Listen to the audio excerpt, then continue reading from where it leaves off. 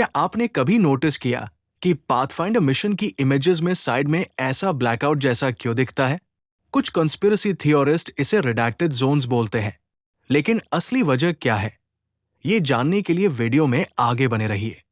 और अगर सब्सक्राइब नहीं किया, तो जल्दी करवा दो।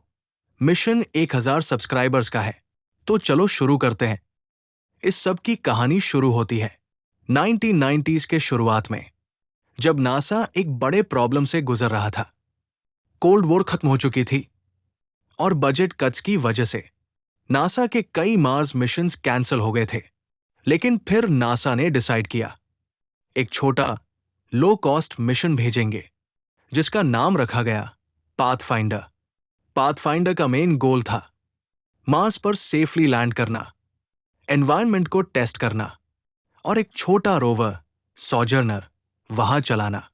मार्स पे सक्सेसफुली लैंड करना एक बात होती है, लेकिन वहां काम करना वो अलग लेवल की इंजीनियरिंग डिमांड करता है।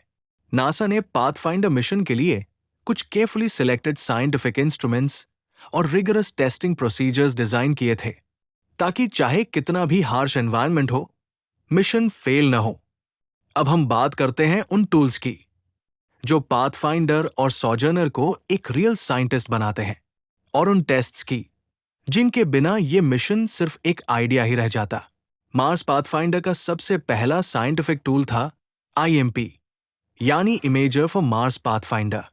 ये एक डिप्लॉयबल मास्ट पर माउंटेड स्टेरियो कैमरा सिस्टम था, जो हाई रेजोल्यूशन पैनोरामिक इमेजेस ले सकता था। मार्स के टेरेन को एक्यूरेटली मैप करने के लिए इसका काम क्रूशल था, और इसका डिजाइन ऐसे किया गया था कि ये रोटेट और टिल्ट भी कर सके। आईएमपी ने मार्स की सरफेस की पहली 3D इमेजेस प्रोवाइड की थी, जिससे जियोलॉजिकल एनालिसिस का बेस बना। बाय द वे, आपने इस कैमरा को द मार्शियन मूवी में भी देखा होगा। हाँ, वही मास्ट जिससे मार्क वॉटनी सेल्फीज ले रहा था और नासा से बात कर रहा था। पाथफाइंडर पर लगा था एक और क्रिटिकल साइंटिफिक टूल, एएसआई और एमिटी। इसका फुल फॉर्म था atmospheric structure instrument and meteorology package. इसका काम सिंपल लगता है, मार्स के एटमॉस्फेयर का डेटा लेना, लेकिन काफी कॉम्प्लेक्स मैकेनिज्म के साथ काम करता था। लैंडिंग के वक्त एएसआई और एमिटी कंटिन्यूअसली प्रेशर, टेम्परेचर और डिसेलरेशन डेटा रिकॉर्ड करता रहा, और लैंडिंग के बाद भी हर दिन मार्स की हवाओं की स्पीड, डायरेक्शन और टेम्परेचर लॉग करता था। ये डेटा आज भी साइंटिस्ट्स यूज करते हैं मार्स के क्लाइमेट मॉडल्स को इंप्रूव करने के लिए। और तीसरा मेजर इंस्ट्रूमेंट था एपीएक्सएस, यानी alpha proton X-ray spectrometer. Sojourner rover के एंड पे माउंटेड था ये डिवाइस, और इसका काम था मार्स के पत्थरों में कौन से एलिमेंट्स हैं ये पता लगाना। रोवर किसी रॉक के पास जाकर एपीएक्सएस को उसके सरफेस से चिपका देता था।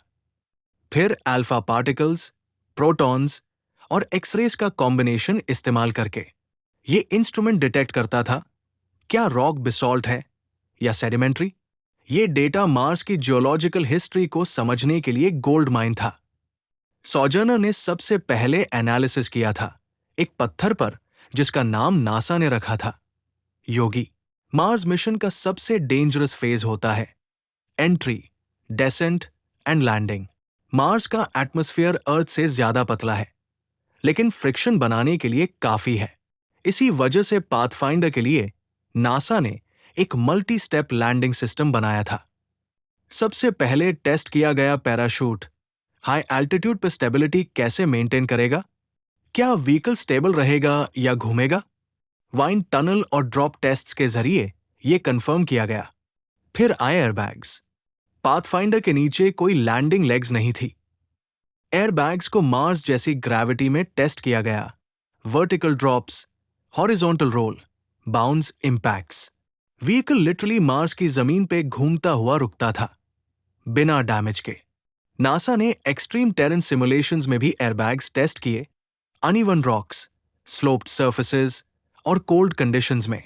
इन सब ने प्रूव कर दिया पाथफाइंडर की लैंडिंग डिजाइन कम बजट में भी रिलायबल है। और यही टेक्नोलॉजी बाद में स्पिरिट और अपॉर्चुनिटी जैसे रोवर्स में भी यूज हुई। रोवर के डिजाइन में सबसे बड़ा चैलेंज था मार्स के अनप्रिडिक्टेबल सरफेस पर स्टेबल मोशन कैसे होगा। सॉजर्नर एक छोटी सी कार साइज्ड रोबोट थी, लेकिन इसमें डाले गए थे 6 independent wheels, rocker bogie suspension और हैजर्ड डिटेक्शन सिस्टम। नासा ने इस रोवर को दुनिया के टफेस्ट टेरेन्स में टेस्ट किया, मोहावी डेजर्ट, वॉल्केनिक रॉक फील्ड्स और अनइवन स्लोप्स जहां ग्रेविटी मास के सिमिलर रेप्लिकेट हो सके। हर टेस्ट में देखा गया, क्या रोवर क्लाइंब कर सकती है, स्लिप तो नहीं होती, रॉक के ऊपर बैलेंस बना पाती है या नहीं। रिमोट कमांड्स डिले के साथ भेजे गए, एग्जैक्टली जैसे मार्स पे होता। रोवर ने रिस्पॉन्स दिया विदाउट फेल, और वही rugged adaptable behaviour later Mars surface पे देखने को मिला। ये फील्ड टेस्टिंग ने एक चीज क्लियर कर दी, सॉजर्नर सिर्फ एक डेमो यूनिट नहीं थी। It was a true explorer built to survive and move like a pro on another planet। और आगे हुआ स्पेसक्राफ्ट का spin test. 50 revolutions per minute से इसे घुमाया गया। इसका मकसद था स्पेसक्राफ्ट का मास बैलेंस और जायरोस्कोपिक स्टेबिलिटी चेक करना। अगर थोड़ा भी इम्बैलेंस होता तो पाथफाइंडर अपनी ट्रेजेक्ट्री से भटक सकता था। कैनेडी स्पेस सेंटर में पाथफाइंडर मिशन का पेलोड एक सिक्योर ट्रक के थ्रू असेंबली बिल्डिंग तक लाया जाता है। जैसे ही ट्रक पहुंचता है, नासा के इंजीनियर्स केयरफुली इस मॉड्यूल को मैन्युअली पुल करके असेंबली हॉल में ले जाते हैं। ये पूरा प्रोसेस कंटामिनेशन से बचाने के स्ट्रिक्ट प्रोटोकॉल्स के अंदर होता है। फिर पेलोड का अनपैकिंग स्टार्ट होता है। एक पुली सिस्टम के जरिए सिल्वर कलर्ड थर्मल रैप में कवर्ड मॉड्यूल को लिफ्ट किया जाता है, जो लॉन्च तक स्पेसक्राफ्ट को टेम्परेचर और डस्ट से प्रोटेक्ट करता है। रैपिंग हटने के बाद दिखाई देता है पाथफाइंडर लैंडर। अब एक अलग स्ट्रक्चर लाया जाता है, एक कैप्सूल जैसे शेप में, जिसे एरोशेल कहते हैं। इसके अंदर हीट शील्ड होती है, जो स्पेसक्राफ्ट को मार्स के एटमॉस्फेयर में एंट्री के वक्त प्रोटेक्ट करेगी। लैंडर का सोलर पैनल ओपन करके चेक किया जाता है। इस टेस्टिंग से ये इंश्योर होता है कि मार्स पर यह सही से डिप्लॉय हो। रोवर अलग से एक बॉक्स में लाया जाता है, जिसके ऊपर लेबल होता है मार्स रोवर फ्लाइट हार्डवेयर। इसे इंजीनियर्स केयरफुली निकाल के एक टेस्टिंग प्लेटफॉर्म पर रखते हैं। फिर सॉजर्नर को लैंडर के सोलर विंग पर माउंट किया जाता है। यही उसका एक्चुअल लॉन्च कॉन्फ़िगरेशन होता है। अब स्पेसक्राफ्ट को फाइनल बार पैक किया जाता है, लैंडर और रोवर को एरोशेल के अंदर सिक्योर करके। एनकैप्सुलेशन प्रोसेस कंप्लीट की जाती है और एंड में कंप्लीट पेलोड को डेल्टा 2 रॉकेट के अपर स्टेज पर अटैच किया जाता है। अब पाथफाइंडर लॉन्च के लिए रेडी है। कैनेडी स्पेस सेंटर में रात के वक्त फ्लडलाइट्स की रोशनी में डेल्टा 2 लॉन्च व्हीकल क्लियरली नजर आता है। मिशन अपने फाइनल मोमेंट्स में है। कंट्रोल रूम के अंदर एक्सपीरियंस्ड इंजीनियर्स अपनी स्क्रीन्स पर फोकस्ड होते हैं, और तभी बिना विजिबल काउंटडाउन के लॉन्च सीक्वेंस इनिशिएट होता है। डेल्टा 2 के इंजन्स इग्नाइट होते हैं और रॉकेट लाइटनिंग स्पीड से स्काई में लिफ्ट ऑफ करता है। कुछ सेकंड्स बाद उसके सॉलिड रॉकेट बूस्टर्स अलग हो जाते हैं। ये एक स्टैंडर्ड स्टेजिंग प्रोसेस होती है जो थ्रस्ट एफिशिएंसी मेंटेन करती है। और इसी के साथ पाथफाइंडर मिशन ऑफिशियली मार्स की तरफ अपनी जर्नी शुरू करता है। लॉन्च के तुरंत बाद पाथफाइंडर ने अपनी अर्थ ऑर्बिट से एस्केप ट्रैजेक्टरी पकड़ ली। रॉकेट के कोर स्टेज का फाइनल बर्न हुआ और स्पेसक्राफ्ट को डीप स्पेस की तरफ पुश किया गया। जैसे ही अलाइनमेंट होती है, स्पेसक्राफ्ट रॉकेट स्टेज से डिटैच होता है और एक साइलेंट, एंडलेस सफर शुरू हो जाता है। क्रूज फेज के दौरान पाथफाइंडर ने एक ट्रेजेक्टरी करेक्शन मैन्यूवर यानी TCM भी किया, ताकि मार्स एटमॉस्फेयर के बिल्कुल सही एंट्री पॉइंट पर पहुंचा जा सके। ये पूरा सफर 212 दिनों का था। 4 जुलाई 1997 नासा का मिशन कंट्रोल एक ऐसे मोमेंट का इंतजार कर रहा था जो मार्स एक्सप्लोरेशन के फ्यूचर को रीडिफाइन करने वाला था। चीफ इंजीनियर रॉब मैनिंग की आंखों में टेंशन भी था और उम्मीद भी। रूम एकदम साइलेंट था, सब स्क्रीन्स देख रहे थे, और फिर एक सिग्नल मिलता है। पाथफाइंडर ने मार्स की सरफेस को सक्सेसफुली टच कर लिया था। किसी ने कुछ कहा नहीं, बस एक पल में पूरा रूम तालियों से गूंज उठा।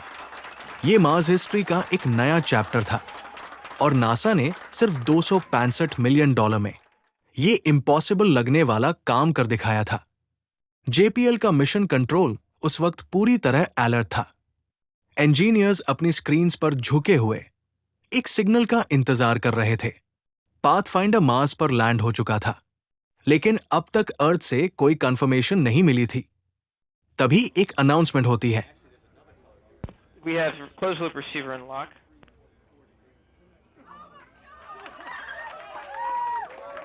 We have a closed loop receiver unlocked. ये एक हिस्टोरिक मोमेंट था।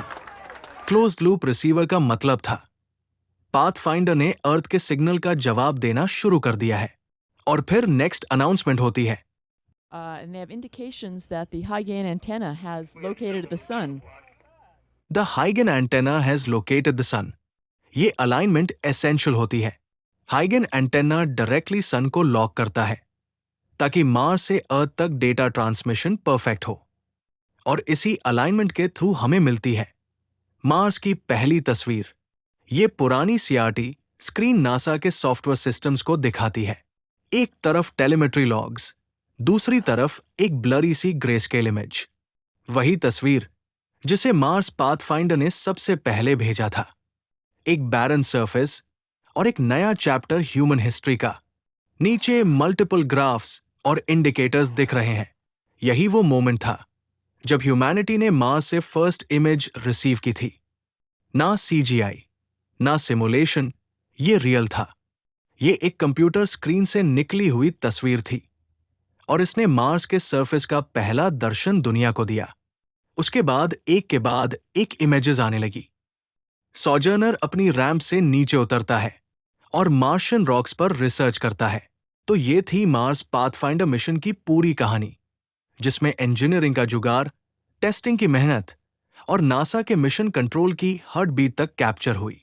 लेकिन एक सवाल रह गया था ना, वो मिस्टीरियस ब्लैकआउट जो पाथफाइंडर की इमेजेस के साइड में दिखता है, वो कोई एलियन बेस या नासा का रिडैक्टेड जोन नहीं था।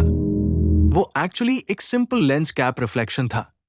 मिशन के अर्ली फेज में कैमरा के एंगल और सनलाइट की वजह से ऐसे पैटर्न्स बने जिनको कंस्पिरेसी थियोरिस्ट्स ने अननेसेसरी हाइप कर दिया। तो अगली बार जब कोई बोले मार्स पर कुछ छुपाया जा रहा है, तो उन्हें पाथफाइंडर का नाम लेना मत भूलना। वीडियो पसंद आई तो एरो साइंस को सब्सक्राइब करो और कमेंट में लिखो अगला ब्रेकडाउन किस मिशन का चाहिए। ये तो सिर्फ शुरुआत है।